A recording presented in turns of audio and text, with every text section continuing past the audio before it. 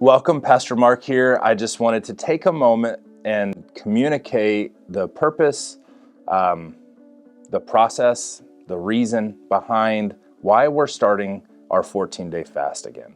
Now, we make it a habit of fasting throughout the year, and if you've been part of our church for any amount of time, you've encountered some of those fasts. And there are times where we're being specific, we're being unified, and we're seeking the Lord, right? We're asking Him to move and to do something. One of the things that I wanted to say first is if you have questions about why we fast, what fasting is, I want to direct you to our church app because we have some really awesome, our team has put together some really excellent information about what fasting is, why we fast, what our goal during this fast is, and then even some scriptural references to help us understand biblically what is fasting, why do we do it? And so we'll talk a little bit about that today, but I just wanted to let you know, if you're new to our church or if you are new to fasting, this is some really good info. As you know, this year we've been focusing on our 4 key principles, these 4 foundational pillars based out of Acts 2, just what is the church and who are we and what's Jesus calling us to do? And those 4 key principles are, we're going to be a people that no matter what else happens, we're going to focus on the Word of God. We're going to pray, we're going to worship, and we're going to fellowship. And so even as we engage this fast, our primary prayer points are, Lord, will you lead us into being a people who are just completely changed by your Word? We fall in love with your Word. Will you lead us into being a people who are people of prayer? And our prayers are focused towards your will. They're guided by your will, and they're directed by your heart for others, your heart for the community, your heart for each of us and the things that you would love for us to do. Will you help us to, no matter what else happens, to be a people who fellowship, and no matter what else happens, to be a people who worship?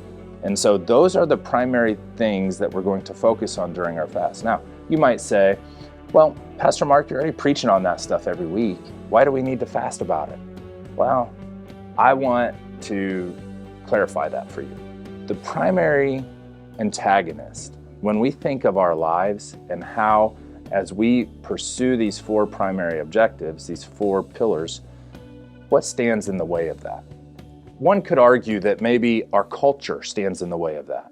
One could even argue from a spiritual perspective and say, well, the enemy, Satan, is standing in the way of us achieving those things, practicing those things, making those our priorities in life. And that would be true. I'm sure he is opposed to that. However, I think the largest hurdle that each of us would face as we pursue those four goals is ourself, our own will, our own flesh, our own mind, our own heart. If you want to know what your biggest enemy is, I'll tell you, it's you. You're your biggest enemy. And so fasting is part of a spiritual discipline where we subject ourselves, and primarily when I say ourselves, what I mean is our physical needs, our physical wants, our carnal life, our own mind and our own will, and we make it be obedient to the Word of God. We make it be obedient to the will of God. How do we do that? Well, we grow in strength spiritually, subjecting our physical lives, bodies, minds to the Word. And fasting is that practice. That's actually what it does. And so why we're fasting, this 14-day fast that starts this month, why are we doing that? We're doing that because we can recognize that the obstacle that stands in the way of us achieving those 4 pillars really isn't our culture, our world, Satan, the enemy, other stuff. Those are part of it. We live in this world. We do have an accuser, an enemy. But the primary obstacle is here. For Mark, for myself, the person that I struggle with most is myself. The person who wants to do all the wrong things, the person who gets prideful, the person who isn't obedient, that's all me. I can't point at anyone else and say, well, that's their fault. I have to look in the mirror and say, that's my fault. Jesus, would you help me? Paul says it beautifully in the book of Romans. He says, I know what to do. I know what's right to do. I just don't do it. And I know what's wrong to do, what I don't want to do. And that's what I end up doing. And then he turns the conversation and he says, I'm stuck in this place. Who's going to help me? And then he says, thank God, Jesus helps. Jesus is helping me. So that process of fasting, of seeking the Lord, of praying, it's opening the door in a far wider way for the Lord to step in and help us. And that's the goal. That's why we fast. Now we've talked about, as we've announced this fast a little bit, we've talked about what you could fast. And like I said earlier, the app is going to help you understand options, things that you could fast. It doesn't have to be food. However, I do want to say this. There's nothing in our life more. Think about hunger. Think about what hunger does to a person. My wife, and maybe your wife too, she has like 3 minutes in between I'm fine, but I'm hungry, and I'm about to kill you. And once she gets to that place, nothing fixes it. I could offer all kinds of options, her favorite food, the best restaurant, where do you want to go? Every option I offer is a no, because we've waited too long. She's now hangry instead of just hungry.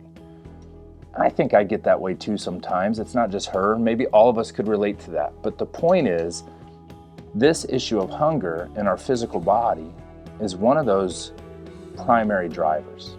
It's one of the things that we all struggle with, we all need to survive, to live.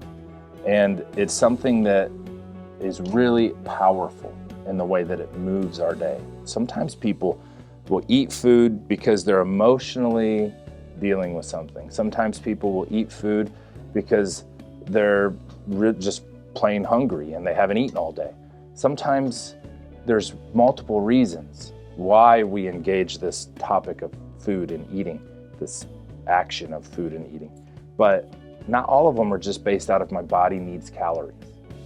And so if you're a new believer, yes, you could fast social media. Yes, you could fast TV. You could fast coffee or caffeine or sugar.